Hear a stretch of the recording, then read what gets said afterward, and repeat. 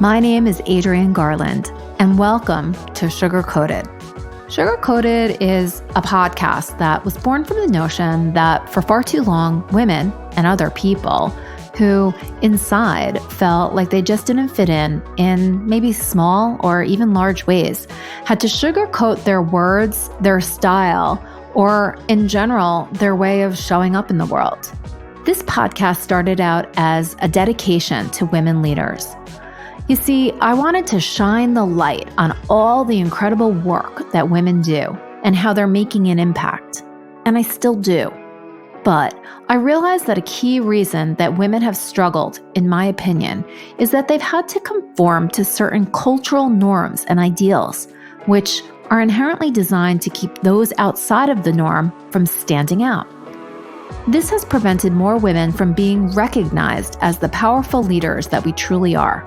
Join me, Adrienne Garland, the CEO and founder of She Leads Media, each week as I dive into raw conversations with some remarkable, badass women that will help you to strip away your sugar coat and go in the direction of your incredible dreams.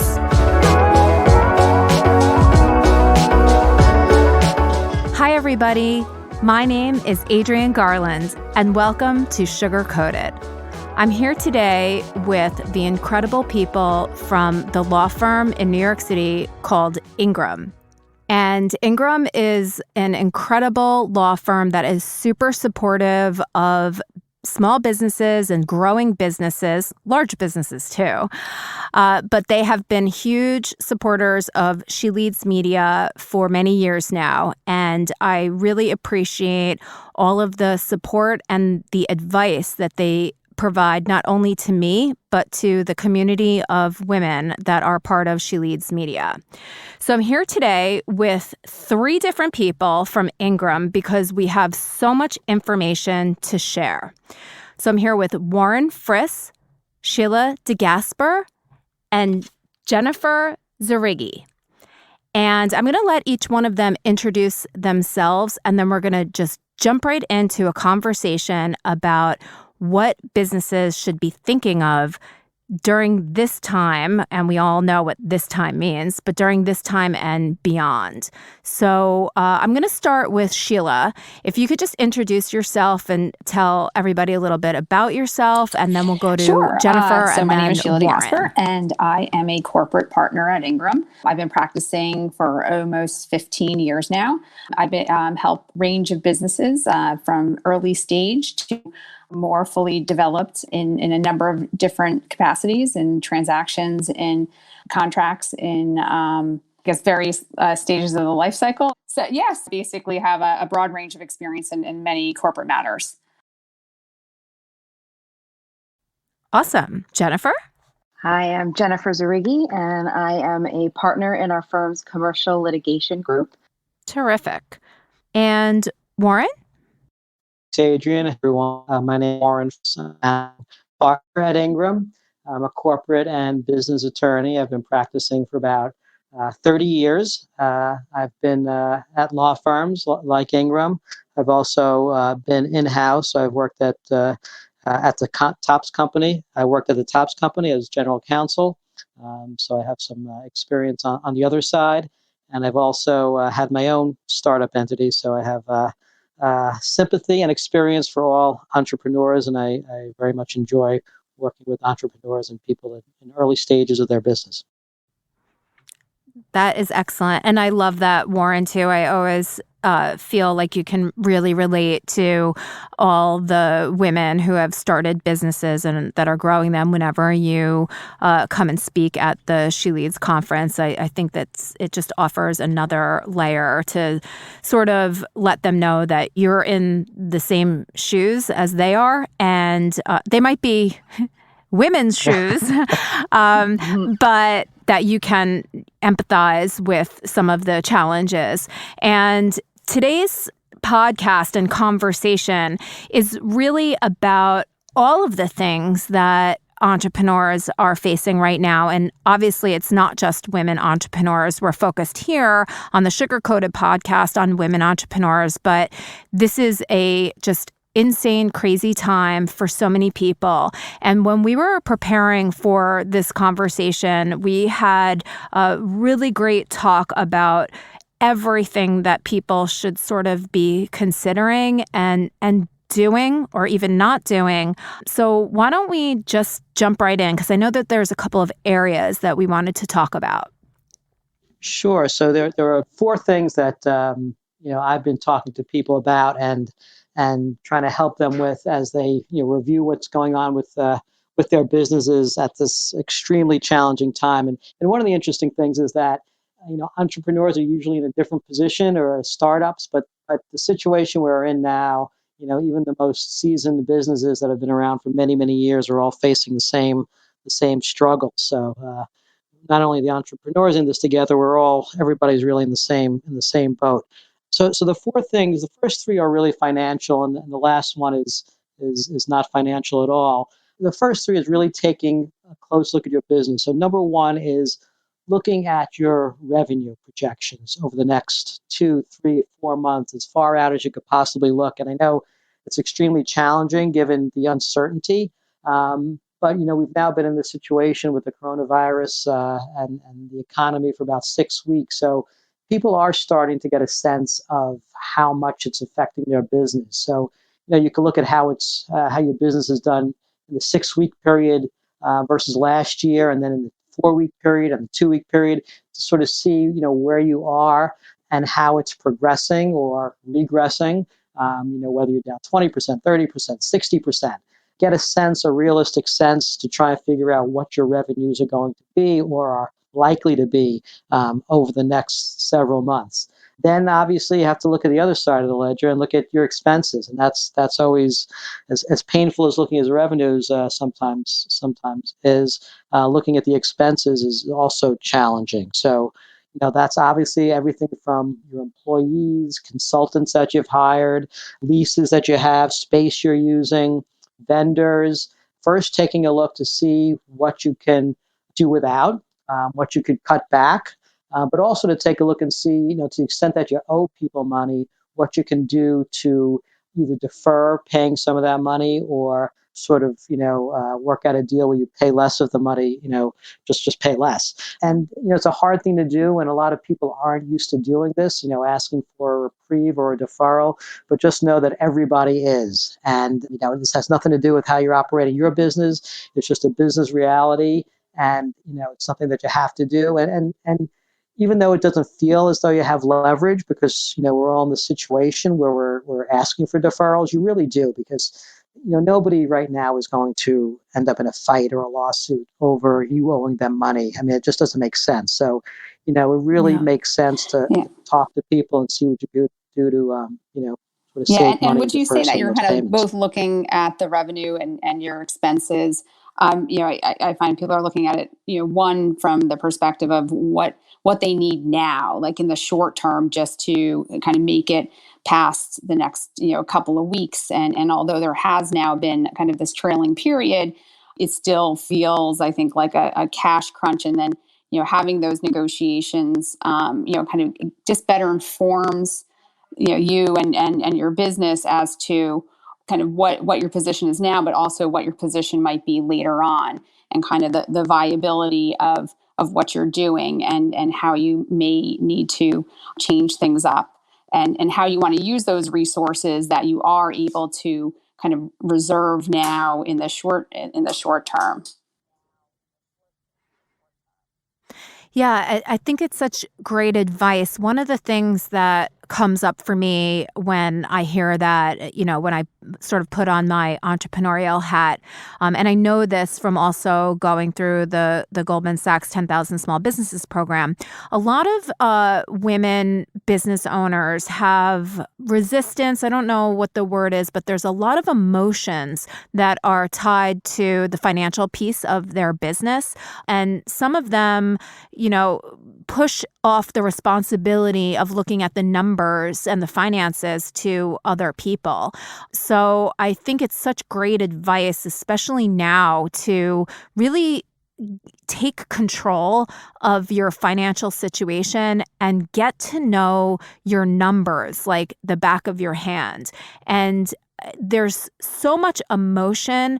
Number one, forget about the pandemic. There's a lot of emotion tied to finances. And then when you layer on all of the emotions that are coming up with the pandemic, I think that business owners could lose sight and maybe start to go down a path of, I'm not doing well, I don't know what to do, and not even kind of get to this practical advice that you're giving. So I know that we talked about something before, and I don't know whether it was Sheila or Jennifer who said, recognizing that this pandemic is beyond your control. Could you talk a little bit about that? I think we might have both spoken about it, but it is something where, people are very much emotionally invested in their business, especially, when I say somebody's starting out. And I do think maybe it is something specific or in particular with women, but I think it applies, it is somewhat gender neutral as well. And it's kind of hard to put on that kind of rational, making sure your focus is trying to be, and I hate saying that, like women aren't irrational, but, you have all of your, some hopes and dreams, et cetera, that are tied up into your business. And it is something that where you kind of really do have to look at those hard numbers and really think about, okay, what was your business plan? How, revisit how, what you're thinking, what's realistic in terms of what, the short-term, mid-term, long-term potential, revenue sources are for you or cash or things to meet your cash flow needs, and how realistic it is to attain those, and how realistic it is to, what your business will look like in the long term. But kind of to reiterate what was said earlier, everybody's in the same boat, but everybody also doesn't have a crystal ball. So although that's important to make sure you're being realistic, it is a little challenging because we don't know what the future looks like. We might get glimpses of it with how everything obviously is going online, things, areas of different industries that may not be as adversely affected. So trying to think about what you are doing, how that applies to the current situation, how you think that might apply to what the country looks like or what industries look like as we do start opening up for business again, and what that looks like. I know there has been, a lot of, different opinions, say, on how and when that will happen. So you kind of have to stay nimble as well. I mean, it's a lot to ask to make sure that you can, try to go towards, a direction or potentially multiple directions to kind of keep your options open and viable in order to, potentially take advantage of opportunities that might arise as well. And that just might not look like what you had initially thought was going to be what your business looked like. Yeah. Yeah, I think Sheila, raised a good point about being realistic. And one of the options I think people don't consider sometimes, especially, and this sometimes works for a company that's in early stages, is to just sort of put everything on pause for 6 months or 9 months or 4 months. You don't have to stay in business, if you're at a certain stage where you can just slow down and take 6 months and work on certain things and not stay in business and save some money, and then, open back up in whatever your business is, and in 6 or 9 months when things are better. I think that's something that people don't sometimes and on top consider. of that, I don't want to always be a negative Nelly, because things won't be this negative. I think everybody does have hope that things will get better and change, and that does create opportunities. And there's a lot of businesses that are hurting, and it might be in the industry that you're currently working in. And those businesses might have had to furlough people or potentially lay off those people. And that, when things get going again, that puts those businesses kind of behind the 8 ball too, because once business picks up again, they don't necessarily have the boots on the ground. And that could be an opportunity for you, if you're conserving your resources, or if that makes sense for you, to then jump back in and potentially, be in a more competitive position as well, potentially. Yeah, and Jennifer, I know that you talked earlier about getting creative. Can you just talk a little bit Yes. about that? Yeah. Yeah, I think Sheila is touching on that a little bit, in that the part where you're very realistic about what's going on, what your situation is, but then that, being creative and thinking outside of the box for what you need to do now going forward and what those potential opportunities may be. I think the third part of this is going to be being flexible, because as Sheila said, we don't know exactly what's coming in the future. And it may be, being creative about a shift to your business. It may be, coming up with different various contingency plans for how things go. What do I do now, in this moment when I have to pay these bills? What could I do next as things do start to reopen? We've heard a lot of talk about various phases of reopening, and sort of starting to think how you might be able to shift your business. As Warren said, it might be pausing your business. For some, it may be the reality of closing it. But for everyone, that's going to be a little bit different. But I think it's important now to really, first look and see what your real situation is as best as you can project it, and then start to think creatively what the different possibilities are for you and your business. Yeah, I love that. And I'm a business person, went to business school, and you always sort of start with, what does the marketplace look like and where is the opportunity? And while that changes, of course, right? The marketplace is always shifting. It has never changed so rapidly.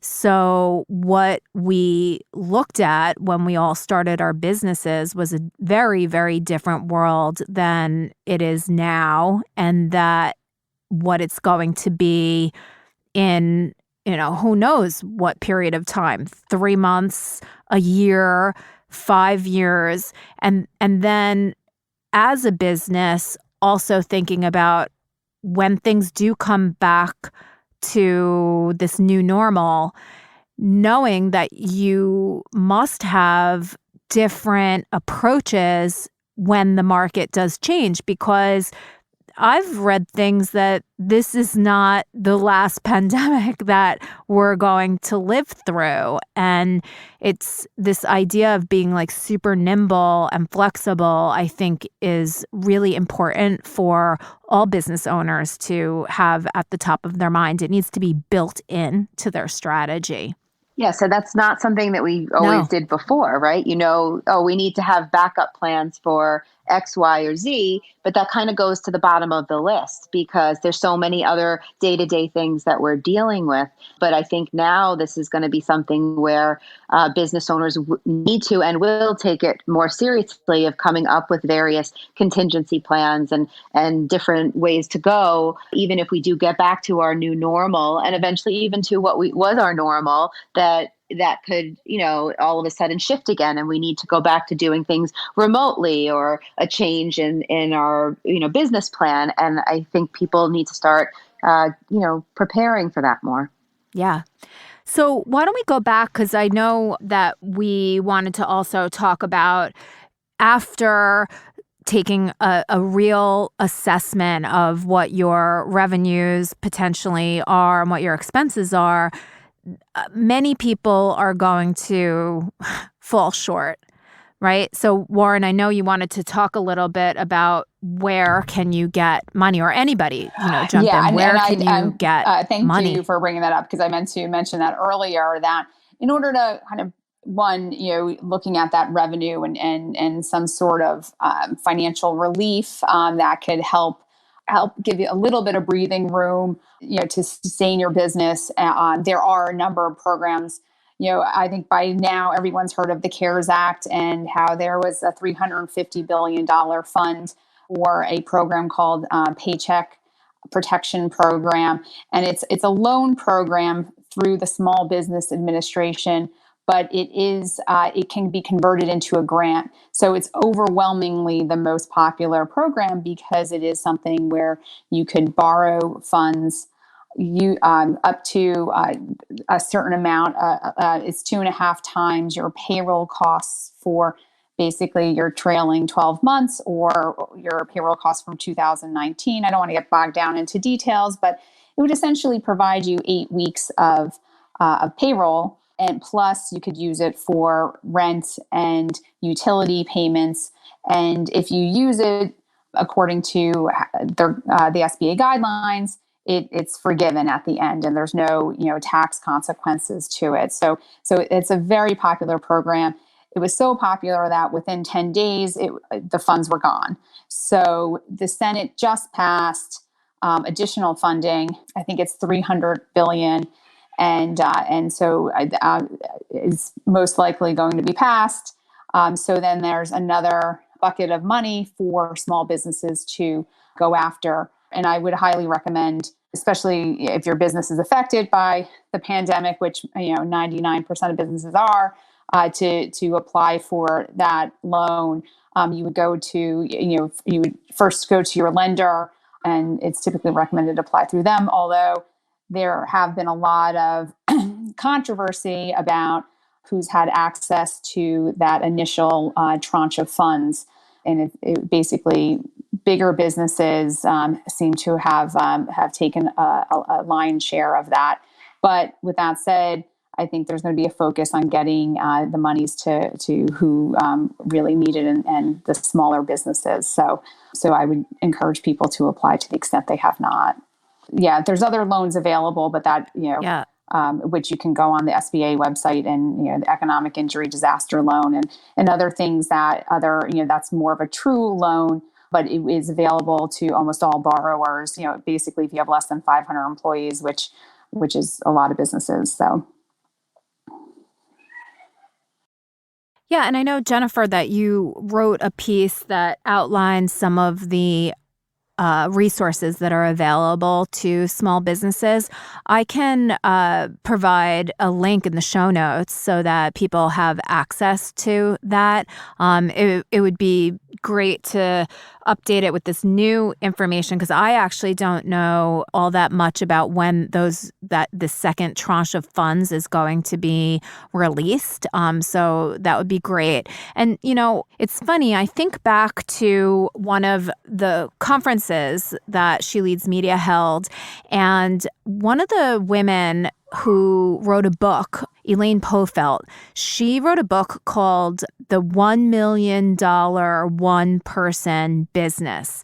And it was all about how these entrepreneurs use contractors and really their only employee, and yet they're, very healthy businesses. But when you look at some of these grant programs, there's specifications that you have to have, 3 employees or more. And I know that doesn't sound like very much, but there are so many people out there that are running these micro businesses, I guess you could call them, with, maybe 1 or 2 employees. And then they use contractors for everything else to kind of keep their costs down and to be able to operate in an expense position that's lower than carrying an employee. And I feel like so many of those businesses, while they are classified as, micro, if that is even correct, and I don't know if you know the answer to this, but what are some of the resources that might be available so this is to Sheila. businesses I can like speak that? to the PPP program. Some people call it the Triple P program. It is available to that type of a business. However, you're kind of pointing out one of the weak areas, in the sense that if you have independent contractor wages or payments, any 1099 payments do not get included in the amount that you can basically use as in the formula of how much you can borrow. But somebody who's self-employed, they can apply for this loan as well. It basically would be your net income up to 100,000 multiplied by 2.5. So it's not necessarily depending on how large your business is, a ton of money, especially if it is you have a viable business that you rely on a lot of independent contractors. But the SBA did provide specific guidelines, which was that if you're an independent contractor, you would be entitled to apply yourself. So to the extent that a business is built like that, and some of these links are basically broken, to the extent some of these independent contractors aren't getting relief, there could be damage to a kind of a business structure like that, or harder to potentially recover. Yeah. I have another question that just came up too. And I'm thinking about the businesses that are these sole proprietors who maybe do make the decision that they're going to shut their business because after they've kind of taken an assessment of everything, they just realize that, now's the time to close. Maybe they were holding on by a thread and this, sort of put them over the edge. Are those people eligible for unemployment? And I guess it must differ by state, but I was just thinking, like, what type of financial resources are available to sole proprietors shutting down their business and not knowing what the next step is. Yes, you're right. There's the federal unemployment insurance now available for those who are self-employed, who are basically no longer working. You would apply through your state unemployment office first, because one of the requirements in order to be eligible is to be rejected at the state level. And so you would apply.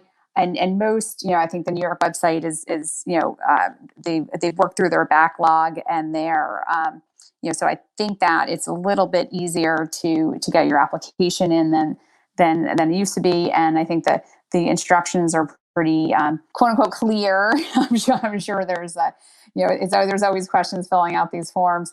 But yes, so at a minimum, it would be $182 at the state level plus $600 per week federal level. There's a cap for the state unemployment at I think it's $504. So there is some relief, and that $600 kind of kicker like addition is available. Would be applied through July, but otherwise the federal unemployment benefits would be available for 39 weeks.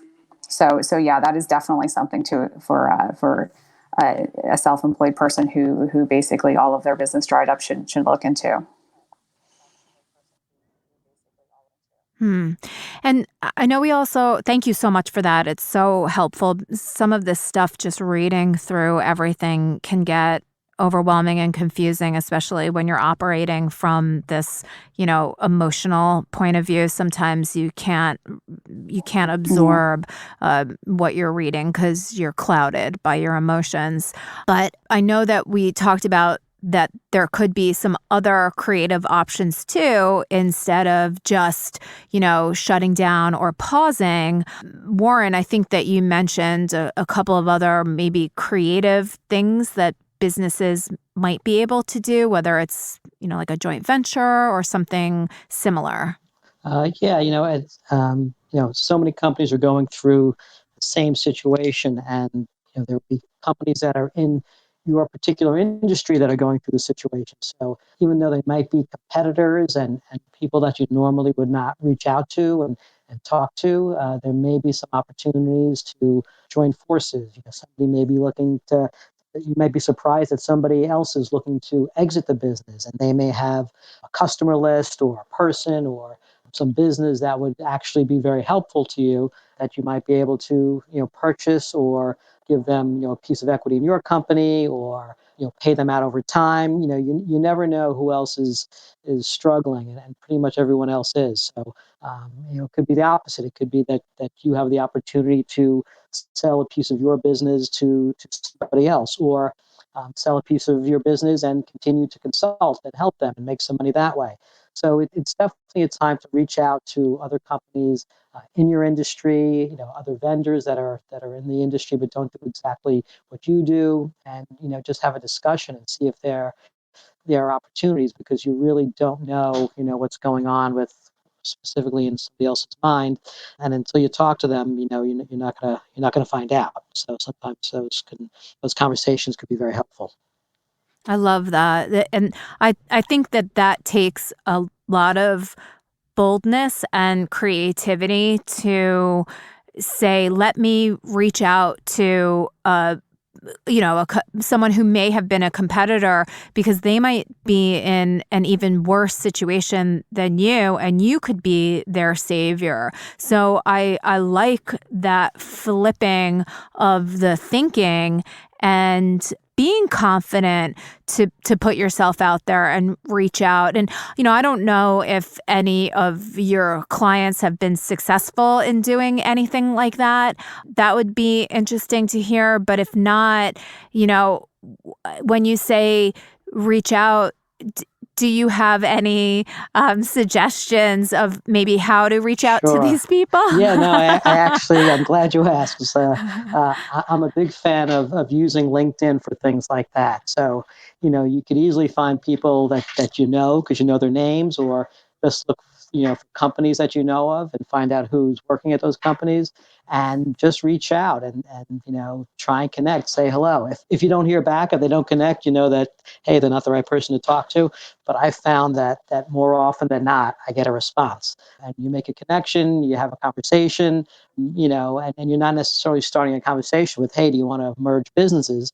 You're just, reaching out, and they may be thinking the same thing you are. So I like using LinkedIn for those purposes because you can find people, and it's a way to softly approach somebody and see if they're interested in the conversation. Yeah, that's great advice. And I too love LinkedIn, and I think I'm not an expert, but I have had some really great success. And when reaching out on LinkedIn, I think that it's really important to be a human being and to not approach anybody, right away and hit them hard over the head with like, hey, I might be able to save your business. Because I do see people approaching LinkedIn in a wrong way. And I think the more that we can humanize LinkedIn and just use it as a conversation starter, I do think that the better everybody will be, and even the more that they will trust some of the connection requests coming from LinkedIn. Absolutely. And sometimes you just learn, speaking to somebody in the industry, you learn things, that can be very helpful, even if it doesn't turn into, a business proposition. Right. It's networking, and you never know who they might be able to introduce you to or put a seed of an idea in your head that can really help you. So I love that advice. And I was just thinking, so many times on LinkedIn, I'll get these crazy messages, from people. A lot of times it's I can do your SEO for you. But it just makes me think about something that happened to me recently that was a scam. And I wanted to talk about it and bring it up on this podcast because with all of these, all of the information that's out there about all these different grants and loans and all of that, I think that there are, unsavory people out there that are trying to take advantage of people. Something happened to me the other day where I received a very legitimate looking check in the mail, and there was just one slight thing that was off about it that made me look up and do a little research and come to find out that it was, a fake check, even though it looked so real. And I'm on high alert for things like that. And I just thought to myself, man, somebody else who is maybe desperate for money or like hopeful, maybe not desperate's not the right word, but like hopeful that they're receiving something, and then they receive something, you immediately go and deposit it into a bank. And I want to put the word out there that people need to be very cautious about everything right now. Yeah, there's a tremendous amount of cyber fraud. Before the coronavirus hit, it was already significantly increasing, and we have clients. Even at our firm, we've had instances where people tried to get information through us, and it's a huge problem. And now with the pandemic and more people working from home, using the internet, remotely and connecting to work environments, it's even more challenging, and there's even more cyber fraud. So you really have to be super careful before you give out any information on a website, even filling in a form. Sometimes it looks like it's coming from your bank or it's coming from another company that you work with, and they ask you to fill in some information. Always look at the actual email address, not just the name of the email address, but if you click on the name, it'll show you the actual email address, and that can be helpful. But it's something to be very, very careful about these days. Yeah. It's funny. There was another thing that I got just yesterday, and when you just said that about the email address, I said, gosh, that happened yesterday. I got a notice from Discover, like a Discover credit card from Discover, that there was like an unsavory transaction on my Discover card. And the email address said Discover, and then I'm like, I haven't used that card. I don't even know. It's not out in circulation. It's in my drawer in the kitchen. So I looked, and then I saw that the account number didn't match my account number, and then I clicked on the email address, and it said like video whatever at blah blah blah. So yes, and these are the things that people who are busy and they're hustling and they're, hopeful for money, these are the things that get overlooked. And then in this worse financial situation, they can be hit even harder. And it's heartbreaking. You have to be super, super careful. Yeah, we're becoming more reliant on the technology and the email communications. But I think, we're used to not using the phone now. And I think right now it's even more important. If you see something that doesn't seem right, you need to confirm it with a phone call. And we dread that now, the waiting on a phone and getting a hold of someone. We're so used to the email. We're so reliant on that right now, the way that we're all working remotely. But it's really important to take that extra step. Click on the email, see if you recognize it, pick up the phone, call and make sure it's coming from whoever it says it's coming from, and before you do anything with that email.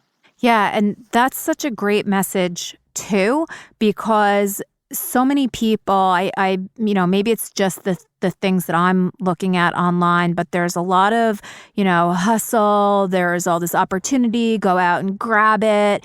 And I think when you're in that pace and that frame of mind, you don't take the opportunity to slow down and question things, because you're like, hustle, hustle, hustle. Let me grab, let me, see what I can do. And I think we all need to take some deep breaths, because while it's important to hustle, maybe for some, you have to hustle smart, or maybe stop hustling. No, it's going to be different for everybody. And for some, there's an ability and a need to hustle, but you have to do whatever you're doing in a smart way. And for some, that may mean taking the pause, taking the deep breath, slowing things down a little so things don't fall through the cracks. Yeah.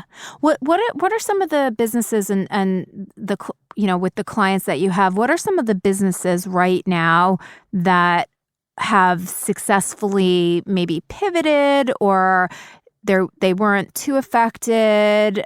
What are some categories, just to throw it out there? And this is not saying that you should get into this business. I just want to put some hope out there that there are things that are still happening and people are okay. Yeah, there are some people that are okay. I have two clients, but they're in an industry that you would expect given the environment, because they're an essential business. One is a food supplier, and so they continue to supply a lot of, in particular, lunches to schools, even though students are home.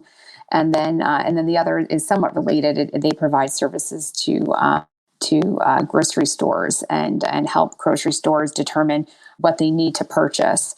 And so even though they're more of a software provider, they do have to update a lot of